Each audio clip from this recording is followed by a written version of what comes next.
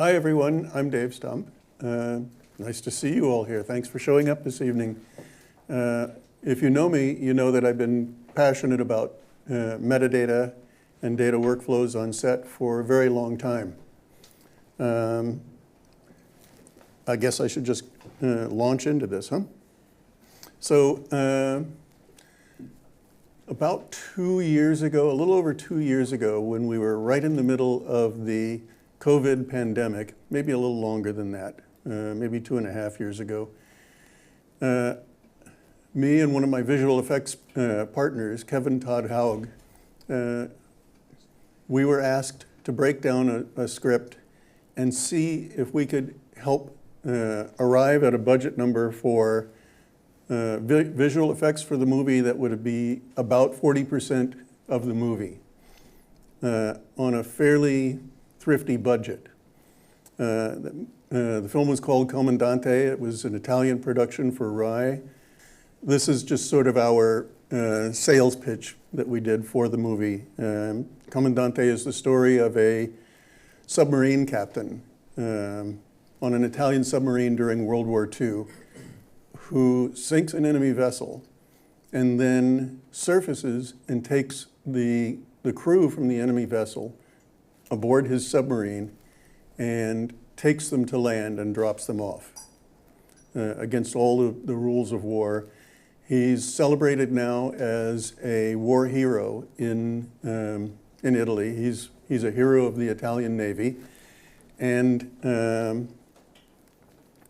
they decided to make this movie dependent on whether the work done at sea could be done efficiently and cheaply. And like I said, 40% of the movie is on the back of the submarine, which is, if you've done anything like this, you know. This one has audio.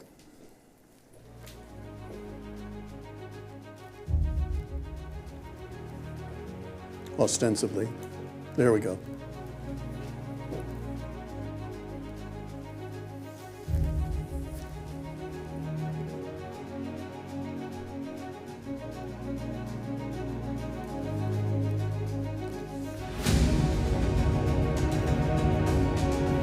So you can see some of the kinds of challenges that we were up against.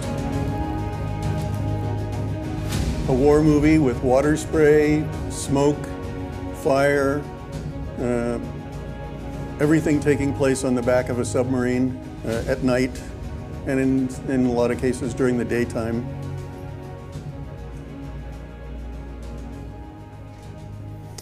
And because we had plenty of time during the pandemic, we decided to try to turn this into an experiment in visual effects production efficiencies.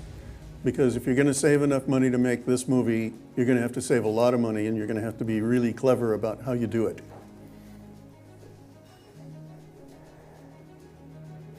I've been a fan of metadata for a long time. I've been a proponent of it.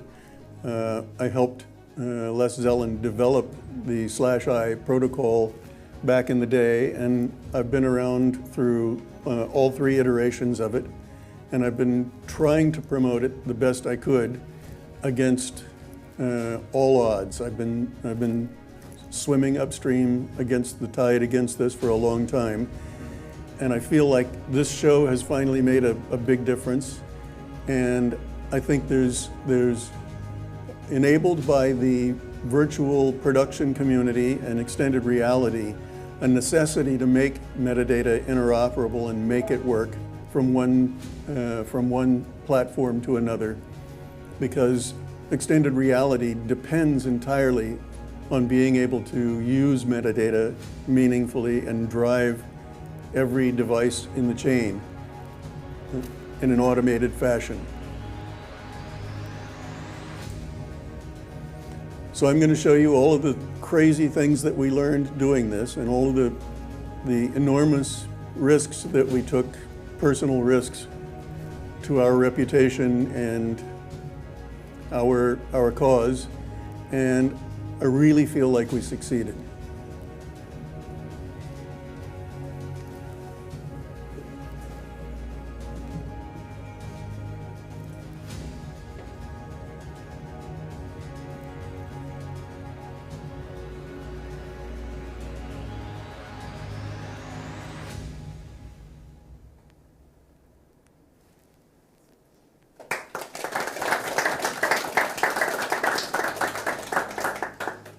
So you can see that the obvious challenges were smoke and fire and water spray and people moving, wet, a lot of water in the show. And the solutions didn't suggest themselves immediately. In fact, we thought we were going to try to do this as an LED wall challenge to see if we could put in a CGC in the background. But when you see the tech viz that we did, it immediately becomes apparent the enormity of doing that.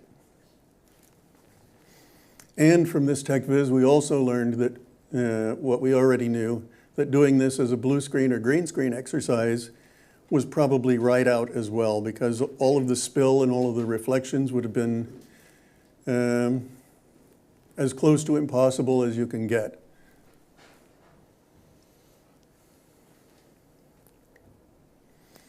So after a lot of head scratching, we headed off to Ireland. And we did a lot of testing. And as we started testing, we also gave the movie a green light. We felt like we were confident that we could do this. So they set about making a gigantic, this is no audio, by the way, a gigantic submarine set, an actual floating buck that we built in a dry dock in Taranto, Italy, on a Navy base. The Italian Navy let us use this aircraft carrier-sized dry dock. And we looked like little peas at the bottom of it building this set, but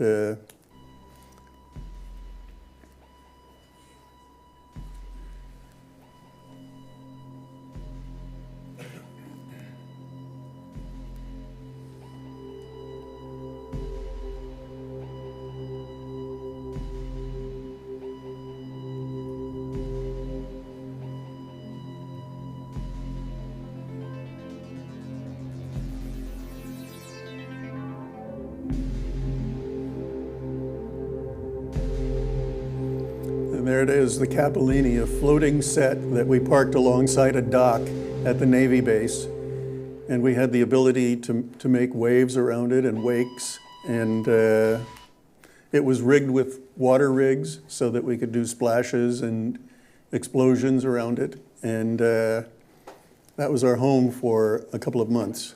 So we started off by doing previs in Ireland. And this was where we learned that the notion of doing this as extended reality against an LED wall wasn't going to work, but it's also where we convinced ourselves that we had another solution for doing it. We started doing previs, and we started the previs by speaking to Habib Zargapur from Unity Game Engine. And Habib was so enthusiastic about the crazy thing that we're going to try that he took a hiatus from Unity and just sat down and did our previs for us.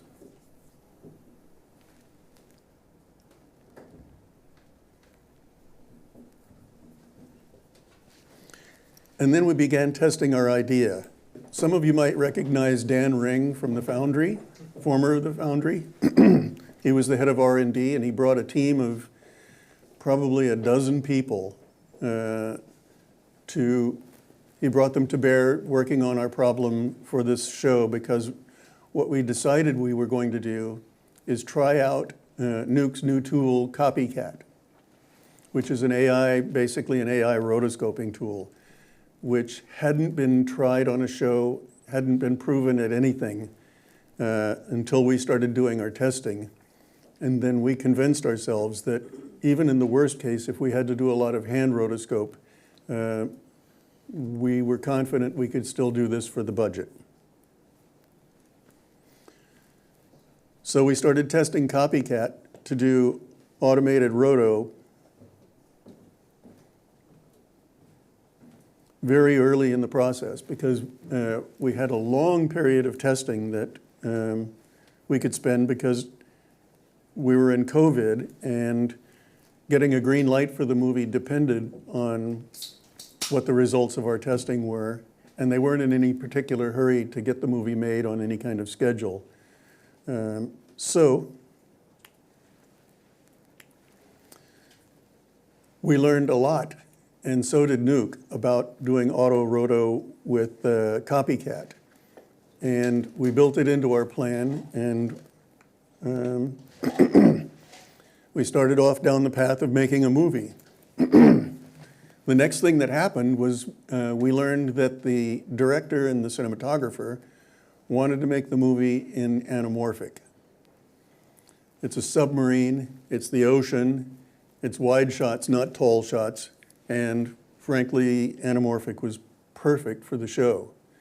And because I was on board, I helped them arrange a deal to use a full set of Cooke anamorphic lenses, 1.8s, and we simultaneously set about trying to unravel the problems of working in anamorphic. And I'm sure those of you here who are from the world of visual effects know how difficult it is to do visual effects in anamorphic.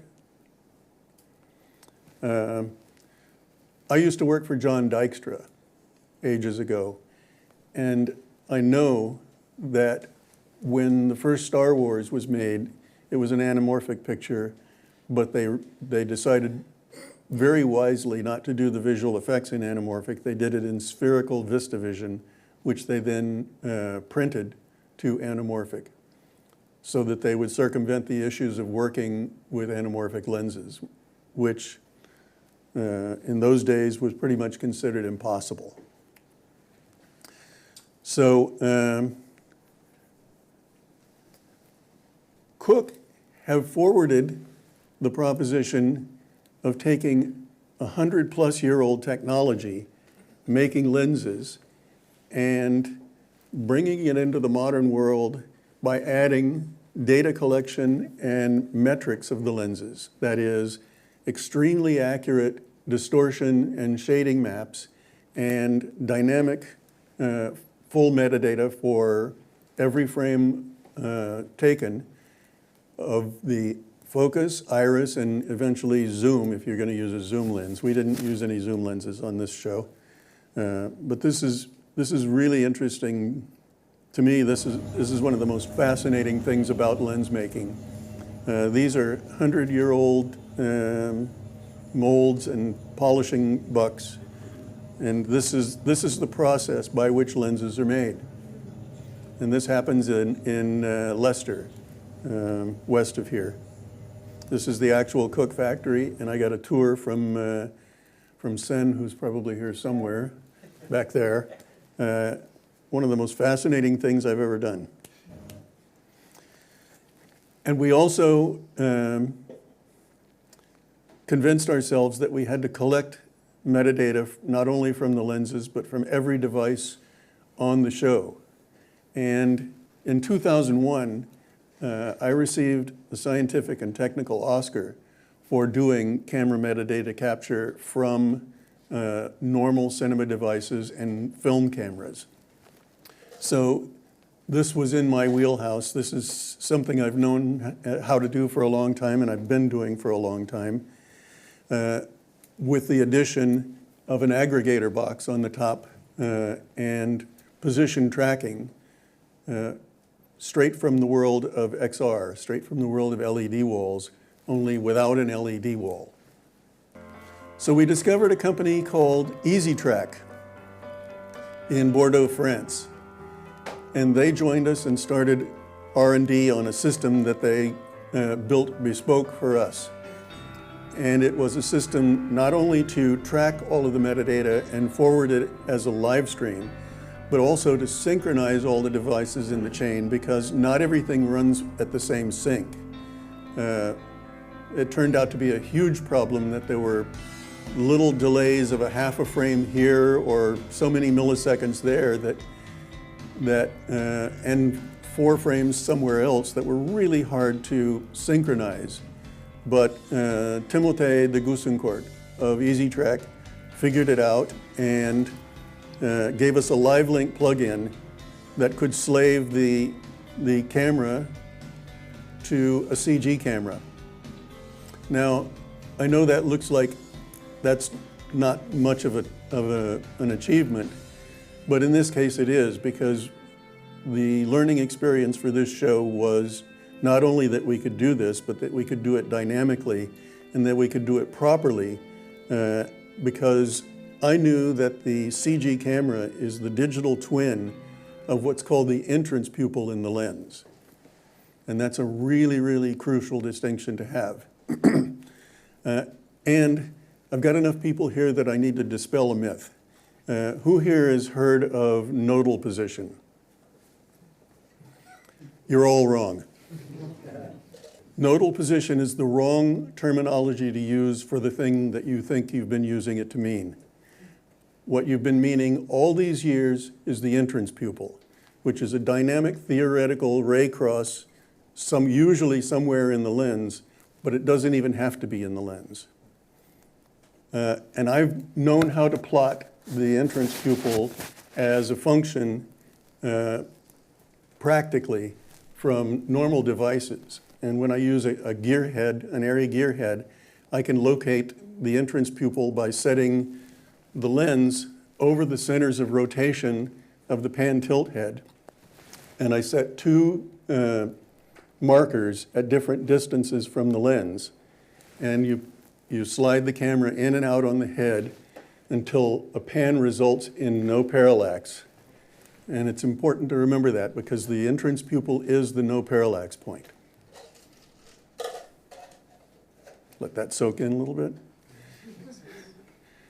Nodal point does not mean that. And the entrance pupil can change. As you rack focus, the entrance pupil changes in position in the z-axis. If you zoom, it changes in position in the z-axis enormously sometimes. I have photos from a show that I did, excuse me, a couple of years ago, where I put a 70 to 200 millimeter zoom lens on the front of a camera, and I plotted the lens for entrance pupil position for every marked number on the barrel for focal length. And the entrance pupil started at 70 millimeters, up about where you would think it would be, up in the middle of the lens. And as I went out on focal length on the zoom, the entrance pupil walked back and back and back until it was almost out the back of the camera, which is not what intuition would tell you. So what does that mean for us? That means that we have to track the entrance pupil position with a number, and it's a number that is an offset related to the focal plane. And that turns out to be pretty hard to do. As we know, shooting with anamorphic lenses is or has traditionally been difficult in visual effects. Anamorphic lenses have one extra element to them that spreads the image in the horizontal direction only. So there's no anamorphosis in the vertical axis, only in the horizontal axis. And the lenses that we used were 1.8 anamorphs. That is, they spread the light by a factor of 1.8 times. So every real-world lens has distortion built into it according to the design of a lens. These are both 8 millimeter lenses. One is a fisheye and one is a rectilinear. So you can see that there are vast differences in the design of lenses. And it becomes more complicated because anamorphic lenses have two entrance pupils, one in the vertical domain and one in the horizontal domain. And as far as I know, they are never concentric. They always have a z-axis offset.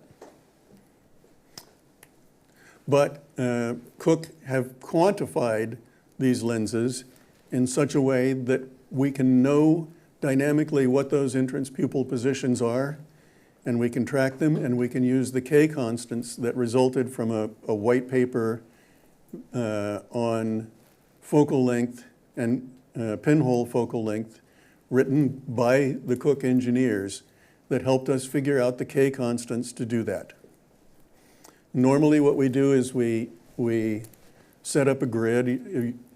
How many of you here in visual effects have tired yourselves out endlessly doing this, show after show after show? Does it get old and boring? Yes. Is it time consuming? Is it expensive? Well, with all of their new lenses, all of their eye lenses, Cooke have already done this for you when they come from the factory. So as long as you don't mess with the lenses, as long as you don't tear them apart, you've got extremely good, accurate shading and distortion tables with the serial number and date of each lens. Serial number, date, and focal length, if I'm not incorrect. So however tired we are of doing this, we didn't do any gridding on this show. We took the lenses and we went straight out into production. Now, for those of you who aren't in visual effects and don't know this, here's what happens when you grid a lens. You start off with CG generated or graphically generated grid chart, and then the lens natively distorts it. And this is the character. This is what cinematographers go for when they ask for anamorphic lenses. There is a huge nostalgia for the look of anamorphics.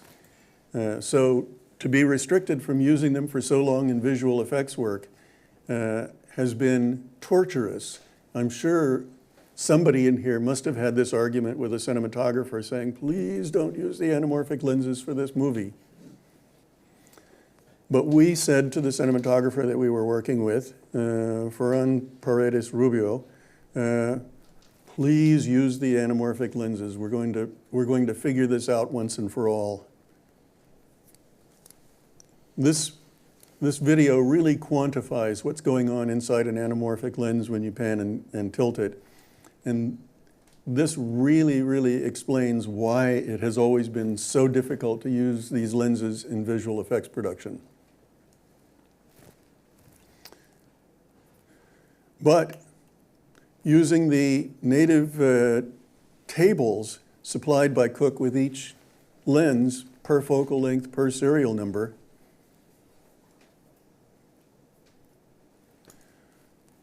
you can undistort those lenses very, very accurately. And you can quantify the shading from center to corner and across the diagonal of the lenses. Those of you in VFX know what this is. We were really, really aided by the Cooke engineers during this process. And they wrote a white paper on the definitions of focal length, especially the definition of focal length for visual effects work, which provided us the information we needed to understand the nature of the relationship between the entrance pupil of a lens and the virtual camera, and that the entrance pupil is the digital twin, or is the twin of the digital camera in CG.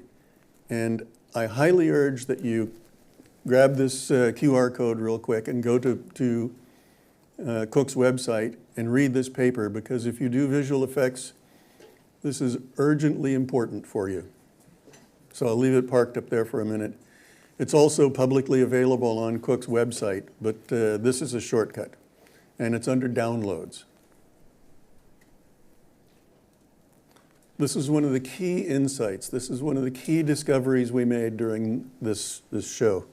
And what this enabled us to do was hand the constants and the distortion maps off to start with, to our previs artist, Habib Zargapur. I'm sure all of you must, if you're in visual effects, know who Habib is. It was astounding to get somebody of that quality just doing previs for a low-budget movie. But he was so fascinated by the whole process that he turned everything into JSON ST maps in Nuke and in whatever previs software he was using. And he applied anamorphic distortion to all of our previs. And the directors saw it, knew what had been done, and appreciated it. Both the director and the cinematographer stood back and looked at our previs and said, wow, this looks like anamorphic. So to understand the reliability and the task that we've done, we created a little thing where we took a normal object, a regular camera case, and we created a CG version of it as an overlay in the Unreal Engine. And Timothée from EasyTrack wrote a utility that allowed us to bidirectionally distort or undistort based on the K constants of any given lens.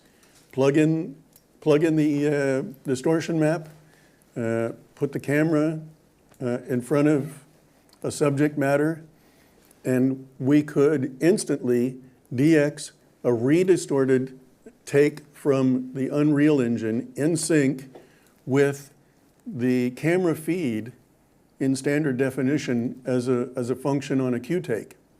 So if you watch this, you'll see without the distortion correction that we wrote applied, and you'll see what the difficulty of using anamorphics was before.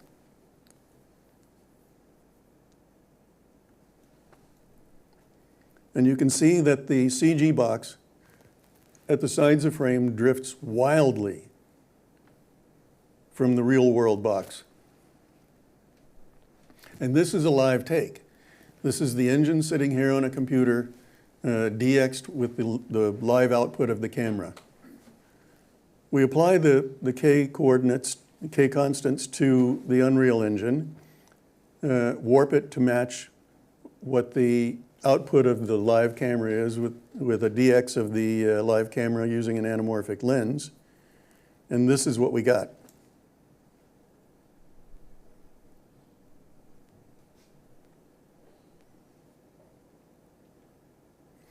And watch closely as it parks over here. It even works dynamically as you pull focus. It breathes.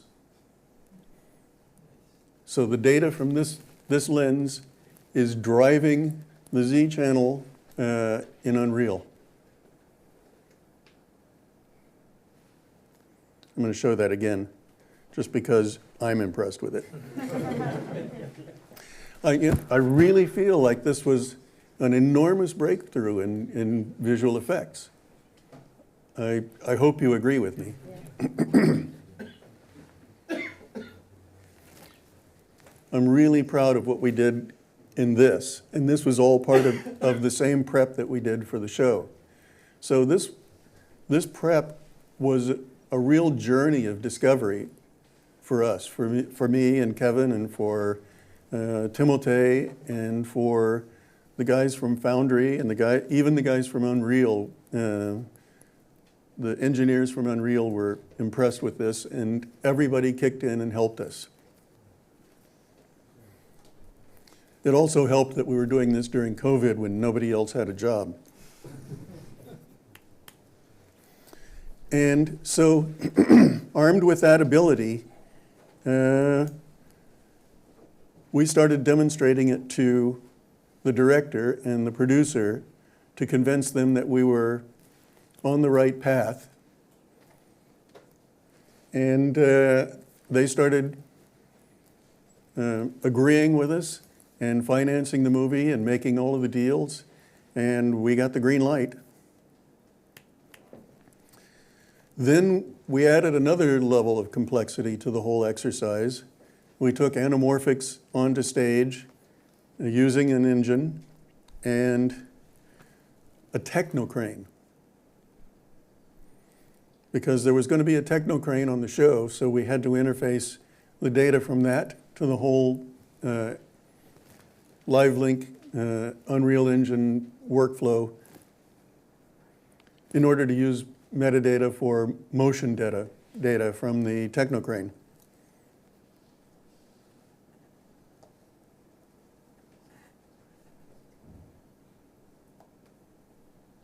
we had a lot of help in this respect. We went to Paris to Group TSF, and they loaned us a techno crane on their stage, and we worked for a couple of days and plugged everything in and made it work. We had a gallery of CG people. We had a Q-Take person. We had a couple of guys from Easy Track who were doing the motion capture, the motion integration. We had a couple of Unreal artists, and we had a Nuke compositor, all in one little truck. And astoundingly, nobody got COVID. I put the obligatory signal path diagram up here.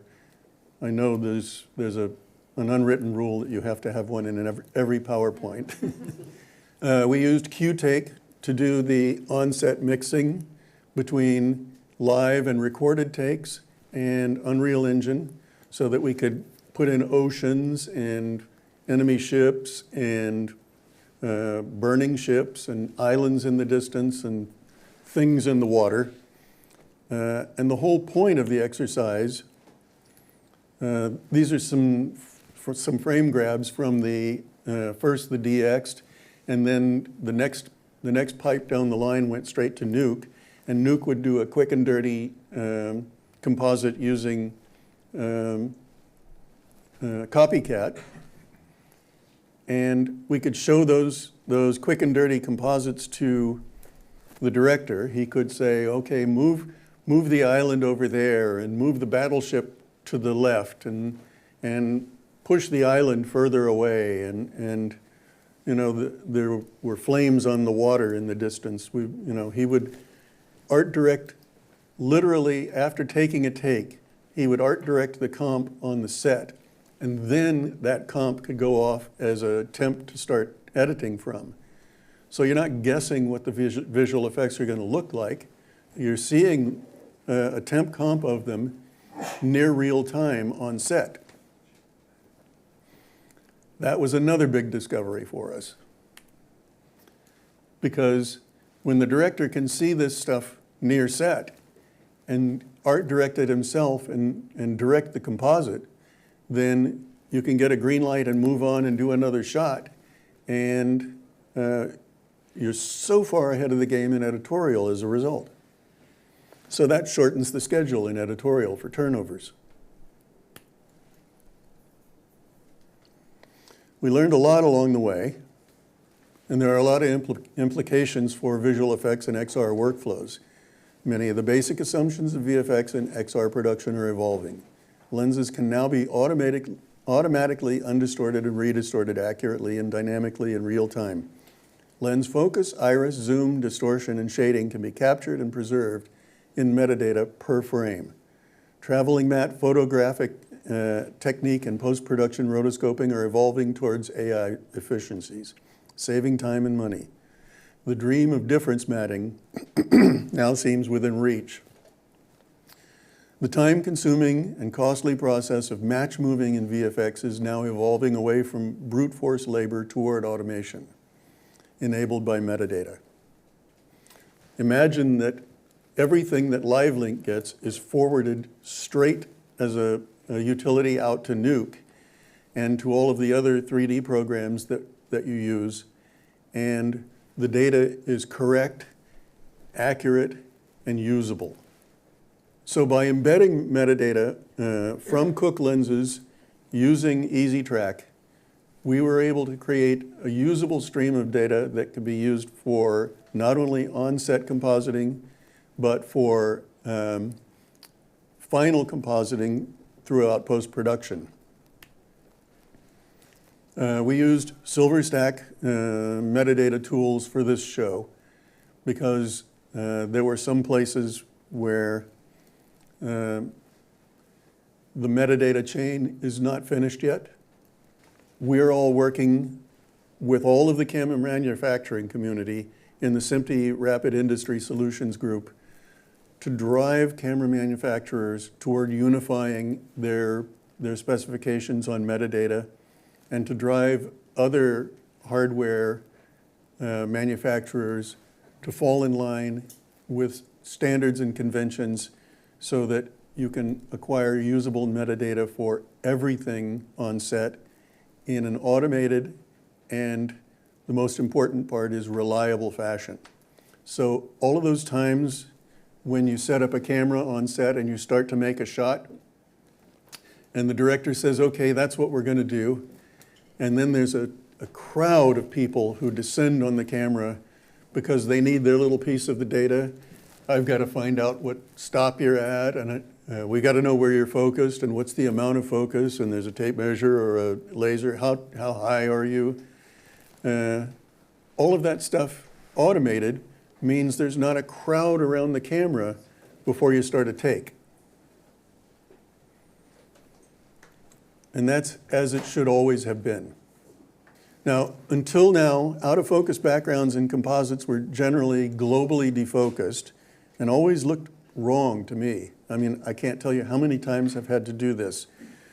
So I'm going to give you a scenario.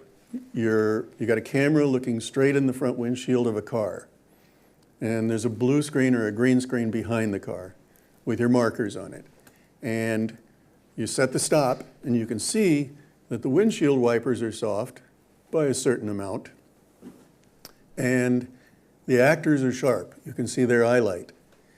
But the back seat is a little bit soft. The back window is a little bit softer, and what should be outside the back window should fall off in defocus in a nonlinear fashion, gradually, as a function of, it's a power function.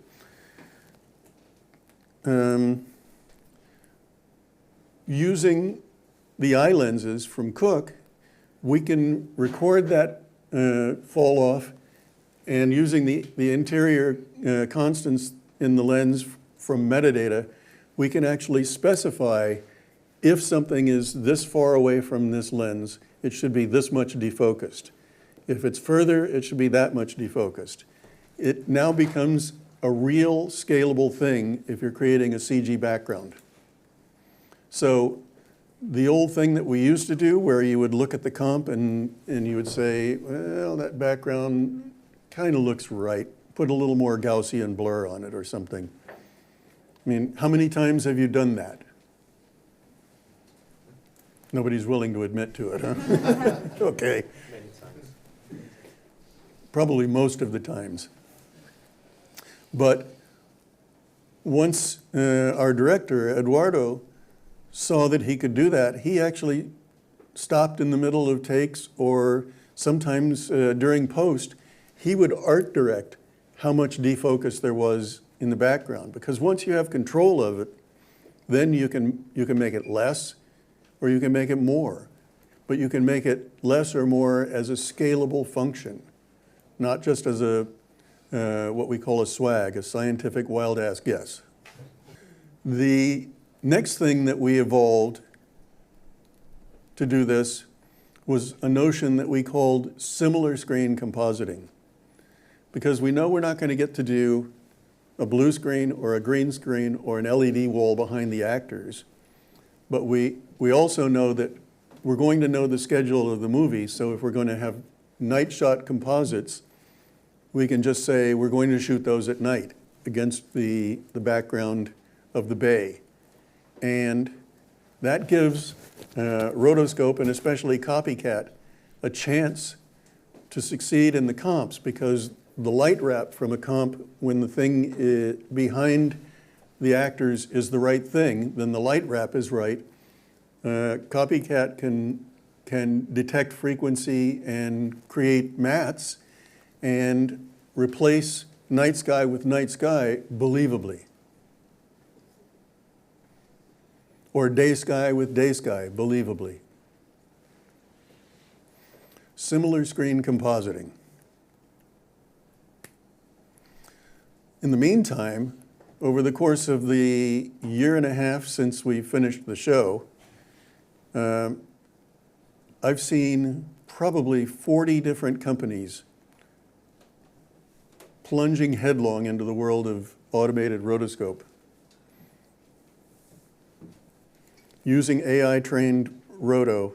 And this is one area where, they talk about, is AI going to put people out of work? Well, I'm sorry, it's going to be the roto artists who go first. I don't think anybody else is going to go anytime soon.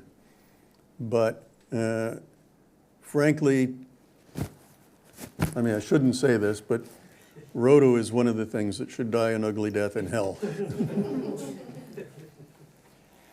And AI is going to kill it. 6 months ago, I compiled this list of companies who were working on AI roto utilities, and this is way out of date. It would have taken 3 pages now to enumerate all of the companies who are working on a utility to do this. And this gives us other capabilities in CG. The developments of this show give us all kinds of really cool ideas for what to do next with it.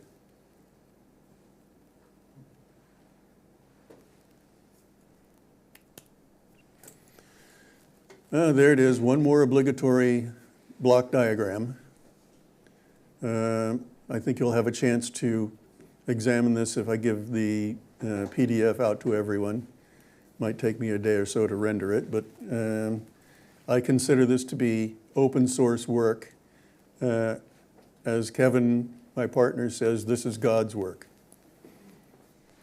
This is work we're doing to make all of our lives easier and to give us the chance to make better composites with less money. One of the things we learned was that you have to write an ironclad contract with your vendors that specifies that they will use the metadata, that they won't delete it, and how they will use it. Because given their own devices, vendors and labs will just proceed the way that they already know, and most often will delete crucial metadata. And if there's a contract that specifies it, you can hold their feet to the fire and make them do the right thing. So in conclusion, one of the things that I'm on my soapbox about, one of the things that I preach, is that in the past, all we ever had was meta paper. And the notebooks generally lived on a shelf at the VFX house with another set that lived on a shelf behind the editor in the edit suite. And this was the metadata repository for how we did shots.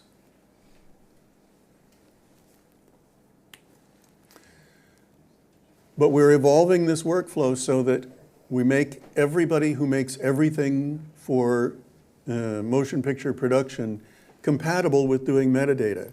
So now there are script programs that live as metadata, audio, there's Conform, there are cameras, and they're slowly growing toward each other as a function of what we do at the RIS, because we're making a system of Rosetta Stone files that we call the CAMD kit that explain for any given camera how it feeds into a live link scenario. Now here's a good one. So you've all scheduled and budgeted shots. I just made up a shot schedule as a Gantt calendar. And I arbitrarily gave it a 4-week length. And I included in the blue on the top line, I don't know if you can read it, the time spent shooting lens grids, because that's part of your visual effects costs. And if you've got a shot that's allotted 4 weeks of time and it's a difficult shot, you could spend the first 2 weeks just match moving and tracking the shot and reverse engineering what happened on set. Which, if it's budgeted for 4 weeks, leaves you 2 weeks for the creative work. That's 50% of the time. If it's an easier shot, you might be able to match move it and track it in a week. That's 25% of the time that you have to do the VFX shot. With our automated metadata collection and our ability to forward that as meaningful files to comp suites, a day, 2 days at the worst, and we knew what the solve was for any given shot. And it was accurate, and it was efficient. So that's, what, 5% of the time allotted to do the shot? So you can just about guess. I don't know, has any producer here ever said we have too much money to make this movie? Anybody had that experience? Oh, good, I'm not alone. I've never heard that from a producer either. So you can guess that what this is going to give them is the ability to shorten the schedule. If match moving and tracking a shot takes a day or two, then we'll take back that extra week or two at the end, and you get the same amount of time, hopefully, that you got to do the creative work, but the grunt work of doing match moving and tracking is no longer an egregious burden. In a world where everybody's looking for a place to save money and make a movie cheaper, this is a great place to look. Where are we with this technology now? I kind of feel like, does everybody here know what an adoption bell curve is? This comes from a concept called the diffusion of ideas. And it is the evolution of an idea forward into time as a function of adoption. And there has always been, in any given difficult technology, something called the chasm, where people start to try it out and it becomes a Herculean task and they give up for a while. We gave up on this for a long time. Well, not all of us did. I didn't. But the community gave up on this for a long time. But because we had enough prep time to goof around with it and experiment and play with technologies and not cost anybody any money per se at the start of this movie because of COVID, we got to make so many great breakthroughs that I feel we're on what's called the beachhead. We've come out of the chasm, and now people are starting to use these ideas and forward this workflow. I went to Sony Studios, and they have a volume there. And the ETC were doing a volume-based shoot as a study piece. They do these shoots, and they write them up, and it becomes a gigantic white paper, and it becomes the thesis for numerous USC graduate students. And I went to visit them doing this LED wall shoot on stage 7, and I was kind of low-key, and I stayed in the shadows, and I didn't say anything to anybody just to come and see what they were doing. But I already knew what they were doing because they hired all of my people to do it. And Eric Weaver, who runs the ETC, came over to me and came to greet me. And then the cinematographer that he had hired came running over to me, boasting, "You'll never guess what we're doing. We're doing something called the Comandante workflow." And Eric said, so it's really flattering to me that maybe something I've done makes a difference. I hope so. I do mountains of volunteer work at SMPTE, at both academies, at the ASC. These guys know how much time I spend on Zoom. And I really, really hope that I'm making a difference to our industry and to our technology. As a result, the movie opened the Biennale at Venice Film Festival. It was the opening movie of the festival. And right now, the problem they're having with getting American distribution is that the heroes of the movie, the captain and the crew, are all World War II fascist soldiers. So it's a little hard to get a distribution deal right now, but I think they'll climb over that hurdle. And no PowerPoint would be complete without a shameless plug. If you want to see my book, I think they have a copy of it upstairs in the bookshelf if you want to just thumb through it. But the second edition is available on Amazon or anywhere that you can buy books. And none of you care, but the Chinese edition is available on Dang Dang in People's Republic. Thank you, David.